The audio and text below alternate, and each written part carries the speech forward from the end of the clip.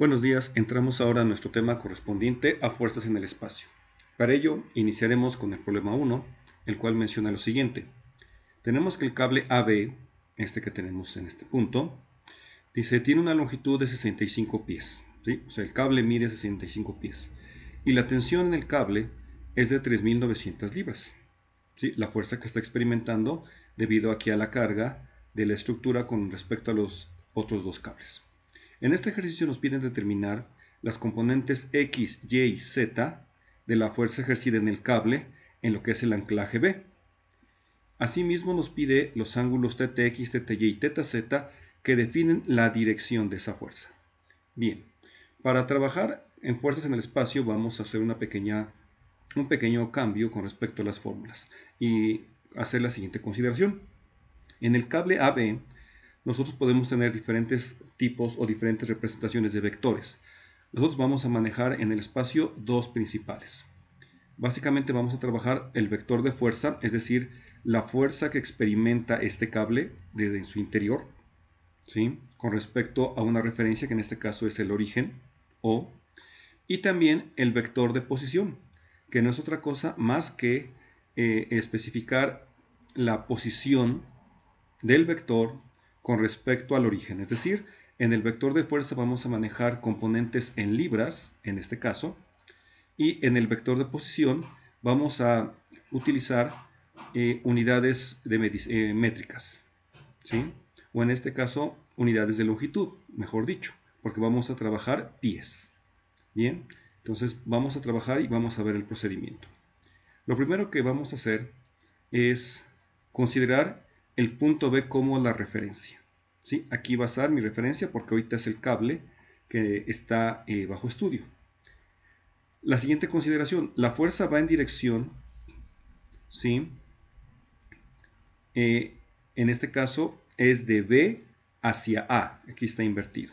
Es de B hacia A, es lo que vamos a trabajar nosotros, porque estamos considerando que el cable está en tensión, ¿sí?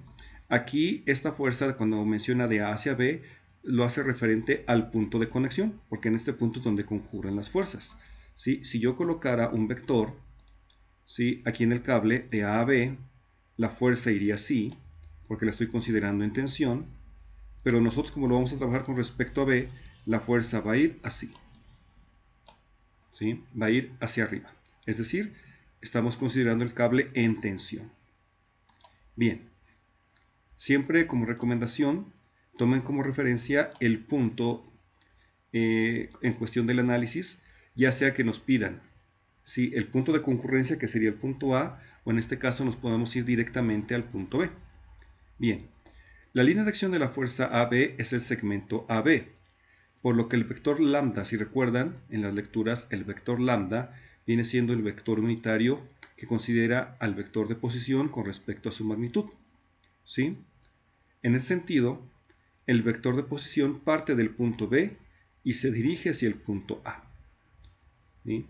Entonces, para eso, nosotros necesitamos conocer para el vector de posición lo siguiente. Cuando hablamos de vector de posición, es como decir que yo me quiero ir del punto B hacia el punto A. ¿Sí? Pero no lo vamos a hacer directamente con la longitud del cable, sino lo vamos a hacer con respecto a sus coordenadas en relación a los ejes. Por ejemplo, si yo me quisiera ir del punto B, o sea, es decir, tengo un vector en esta posición. Si yo me quisiera ir del punto B hacia el punto A, tendría yo que hacer, por ejemplo, primero, el orden es irrelevante, ¿sí? Por ejemplo, yo les diría ahorita, primero me movería en el eje Z, ¿sí? En esa posición. Sería un Z positivo. Después, ya que estoy aquí, me movería en esa dirección, hasta acá. En este caso sería en el vector X y el desplazamiento sería negativo porque voy hacia la izquierda.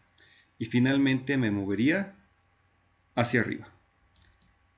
Este sería el vector Y y este sería positivo porque voy hacia arriba. Entonces vean, así es como se desglosaría el vector de posición.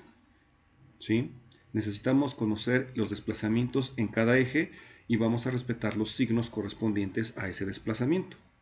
Bien, pero antes, para poder hacer este cálculo, necesitamos calcular la proyección en el plano, ¿sí? Es decir, necesitamos calcular esta distancia, esta que yo tengo aquí, que es la posición o la proyección con respecto del punto B al origen. ¿Por qué lo necesito? Porque de esa forma yo voy a conocer estas dos componentes. Voy a conocer aquí la componente Z y voy a conocer la componente en X. Aquí tengo un ángulo de 20 grados, aquí tengo un ángulo de 90.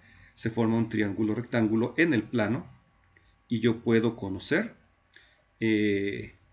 las magnitudes correspondientes, ¿sí?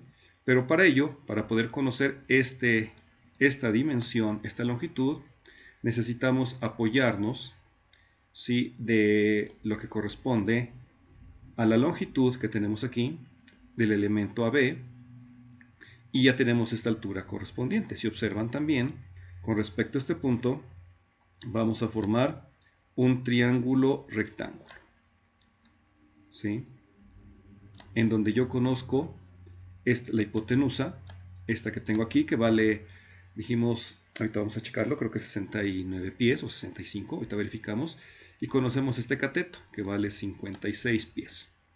Entonces, aplicando teorema de Pitágoras, puedo conocer este cateto base, para posteriormente, con esta dimensión, conocer las componentes X y Z del vector de posición. Bien, entonces vamos a hacer ese cálculo. Quedamos que la longitud es de 65 pies. Entonces, por teorema de Pitágoras, nos quedaría que a la hipotenusa 65 al cuadrado menos 56 al cuadrado, eso nos va a dar 37 pies. ¿Sí? Entonces, voy a pasarme aquí el dibujito de aquí abajo. Mejor aquí seguimos. Entonces, esta longitud que yo tengo aquí, si ustedes lo verifican con su calculadora, es de, dijimos, 33 pies. ¿Sí? Ya la conocemos. Entonces ya tenemos un triángulo rectángulo. Si yo quisiera calcular la componente en Z, vendría siendo el cateto opuesto de estos 20 grados con respecto a este valor, ¿sí?, de 30, ¿qué dijimos? 33 pies. Y si yo quisiera conocer la componente en X, vendría siendo la función coseno de este ángulo con respecto a estos 33 pies que yo tengo aquí. ¿Sí?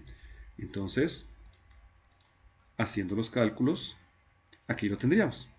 Vean, si yo quisiera conocer la distancia en X, serían 33 pies por el coseno de 20 grados. Si ustedes hacen el cálculo, esto nos va a dar 31 pies.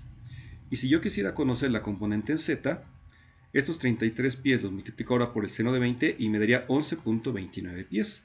De tal forma que haciendo cálculos con funciones trigonométricas básicas, ya conozco el desplazamiento del punto B hacia el punto A.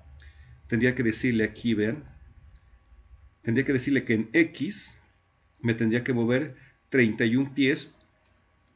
De aquí me tendría que ir, siguiendo esa dirección, me tendría que ir hacia allá 31 pies. Entonces en este caso sería negativo, ¿sí? Luego me tendría que ir, en este caso, en el eje Z, 11.29. Entonces ya de aquí me tendría que ir hacia acá para llegar al origen 11.29, me muevo en sentido positivo, y finalmente hacia arriba 56 en Y positivo. Eso es lo que nos está diciendo aquí el resultado.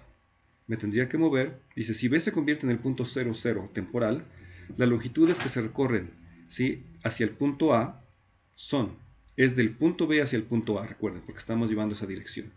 Sería menos 31 en X, 56 en Y y 11.29 en Z.